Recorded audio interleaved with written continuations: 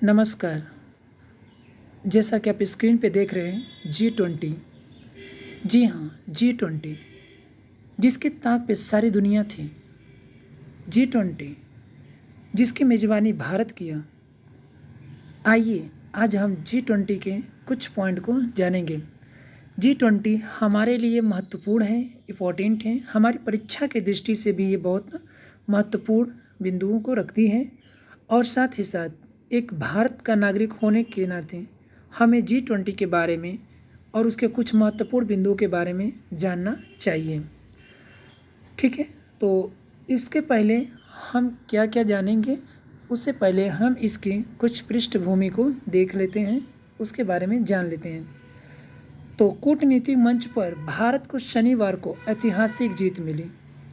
भारत ने न केवल अपनी धाक जमाई बल्कि G20 शिखर सम्मेलन में गतिरोध को खत्म करते हुए समूह के सभी देशों को साझा घोषणा पत्र जारी करने के लिए सहमत कर लिया है। बैठक के पहले दिन के दूसरे सत्र में प्रधानमंत्री नरेंद्र मोदी जी ने नई दिल्ली घोषणा पत्र जारी करने का प्रस्ताव किया, जिसे सभी देशों ने स्वीकृति दे दी। साझा घोषणा पत्र में यूक्रेन युद्ध का जिक्र नहीं है, बल्कि वहां समग्र और अस्थायी शांति स्थापित करने की बात कही गई है। इसमें आह्वान किया गया है कि हर देश अंतर्राष्ट्रीय कानून का पालन करते हुए दूसरे देश की क्षेत्रीय अखंडता, संप्रभुता एवं अंतर्राष्ट्रीय मानवीय कानून का पालन करेगा। इसके साथ ही प्रधानमंत्री नरेंद्र मोदी जी के वही शब्द दोहराए गए जो उन्होंने रूस के राष्ट्रपति व्लादिमीर पुतिन से कहे थे।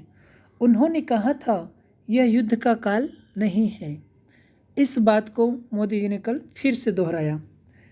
देश की राजधानी स्थित प्रगति मैदान में भारत मंडपम में प्रधानमंत्री मोदी ने अमेरिका के राष्ट्रपति जो बाइडेन, ब्रिटेन के प्रधानमंत्री ऋषि सुनक, ऑस्ट्रेलिया के प्रधानमंत्री एंथनी अल्बानीजी, जापान के प्रधानमंत्री फूमियो किशिदा, चीन के प्रधानमंत्री ली क्यांग, इंडोनेशिया के राष्ट्रपति जोको विडोडो, सऊदी अरब के क्राउन प्रिंस मोहम्मद बिन सलमान, ब्राज़ील के राष्ट्रपति लुइज लूला डी सिल्वा जैसे दिग्गज वैश्विक नेताओं का स्वागत किया। सम्मेलन में अध्यक्ष भारत के अलावा 19 देश और विशेष तौर पर आमंत्रित 9 देश व 14 वैश्विक संगठनों के प्रमुख भी शामिल हैं।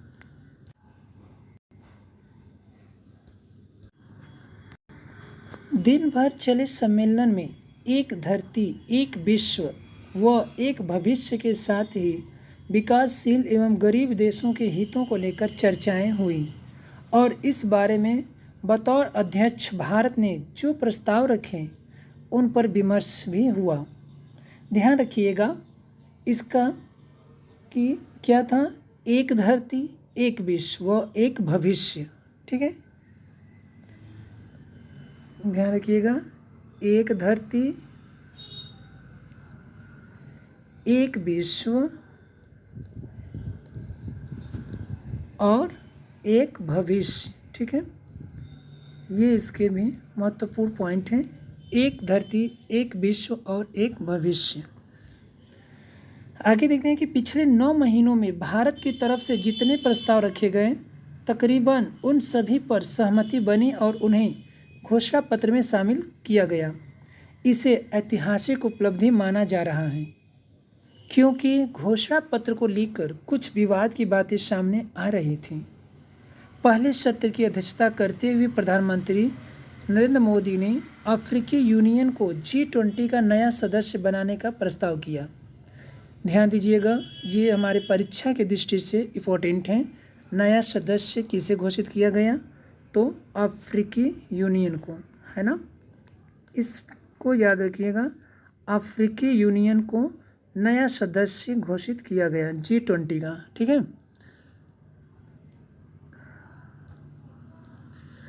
आगे देखते हैं कि आगे फिर क्या आता है। तो जिससे सभी देशों ने भी इसको स्वीकार कर लिया है। प्रधानमंत्री ने दिसंबर 2022 में बाली शिखर सम्मेलन में अफ्रीकी यूनियन से वादा किया था कि वह उन्हें सदस्यता दिलाएंगे और आज उन्हें सदस्यता दिला दिए। दूसरे सत्र में मोदी ने नई दिल्ली घोषणा पत्र को लेकर बनी सहमति का ऐलान किया, जिसका सभी वैश्विक नेताओं ने करतल ध्वनि से स्वागत किया। G20 के शेरपा अमिताभ कांत ने बताया कि नई दिल्ली घोषणा पत्र में 83 पैराग्राफ हैं और सभी पर सदस्य देशों ने सहमति व्यक्त की है।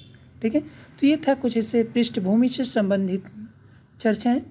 अब इसके हम कुछ पॉइंट को भी जान लेते हैं।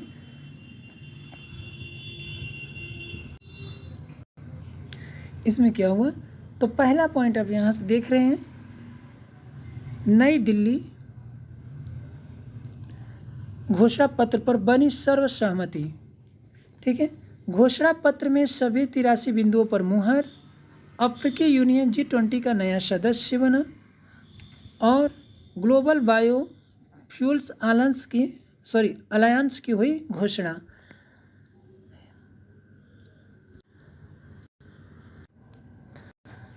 इसके अगले बिंदु में हम देख रहे हैं कि भारत से पश्चिम एशिया होकर यूरोप तक बिछेंगी रेल लाइन।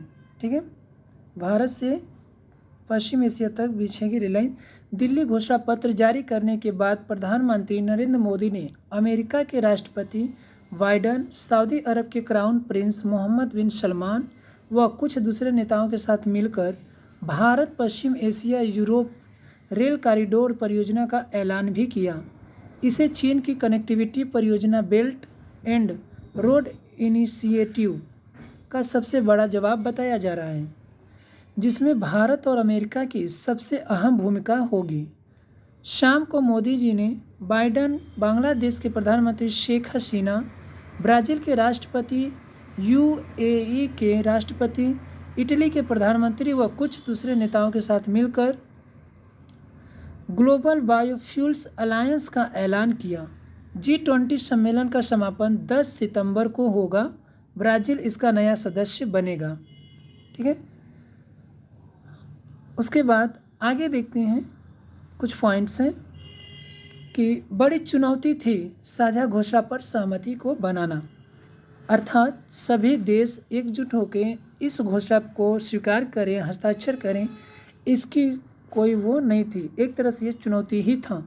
तो साझा घोषणा पत्र पर सहमति बनाना कितनी बड़ी चुनौती थी, इसे इस बात से समझा जा सकता है कि भारत की अध्यक्षता में 9 महीने में जितनी भी मंत्रियों स्तरीय बैठकें हुई, उनमें से किसी भी साझा घोषणा पत्र पर सहमति नहीं बन सकी थी। सबसे बड़ी वजह यूक्रेन मुद्दा रहा, जिसे साधने के लिए भारत ने कूटनीतिक कुशलता दिखाई। घोषणा पत्र में सभी देशों से कहा गया कि वे ताकत के बल पर किसी दूसरे देश के किसी हिस्से पर कब्जा जमाने की कोशिश न करें और परमाणु हथियारों के इस्तेमाल को लेकर धमकी न दें। कहने की ज़रूरत नहीं कि ये दोनों बातें रूस की तरफ इशारा करती हैं और इशारे ही इशारों में सारी बातें हो गईं। अगला मुद्दा था आतंकवाद, जिसमें कहा गया कि आतंकवाद किसी भी रूप में स्वीकार नहीं होगा। घोषणा पत्र में शांति के लिए सभी धर्मों की प्रतिबद्धता को स्वीकार करते हुए आतंकवाद के सभी रूपों की निंदा की गई। इसमें विदेशियों से नफरत, नस्लवाद और असहिष्णुता के अन्य रूपों के आधार पर धर्म या विश्वास के नाम पर आतंकवाद शामिल है। इन्हें अंतर्राष्ट्रीय शांति और सुरक्षा के सबसे गंभीर खतरों में से एक बताया गया है। घोषणा पत्र के मुताबिक अंतर्राष्ट्रीय कानून के आधार पर एक समग्र दृष्टिकोण ही आतंकवाद का प्रभावी ढंग से मुकाबला कर सकता है। आतंकवादी समूहों को सुरक्षित पनाहगाह, संचालन की स्वतंत्रता, आवाज़दाही और भर्ती के साथ साथ वित्तीय, भौतिक या राजनीतिक मदद से वंचित करने के लिए अंतर्राष्ट्रीय सहयोग की प्रभावशीलता बढ़ाने के प्रयासों को मजबूत किया जाना चाहिए।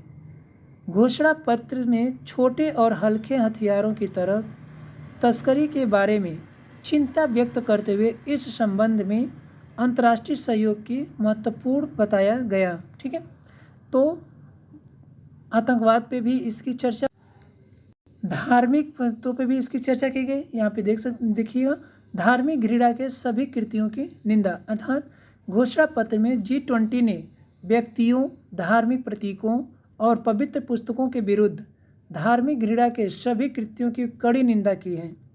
साथ ही इस बात पर जोर दिया गया कि धर्म या विश्वास की स्वतंत्रता, राय या अभिव्यक्ति की स्वतंत्रता, शांतिपूर्ण सभा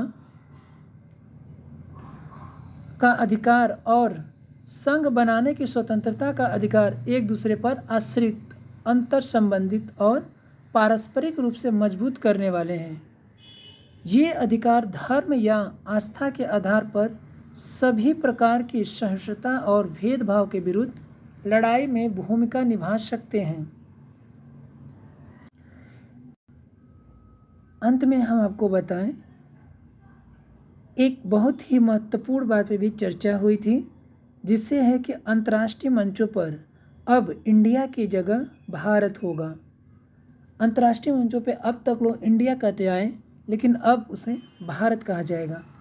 ये चर्चा बहुत महत्वपूर्ण हुई।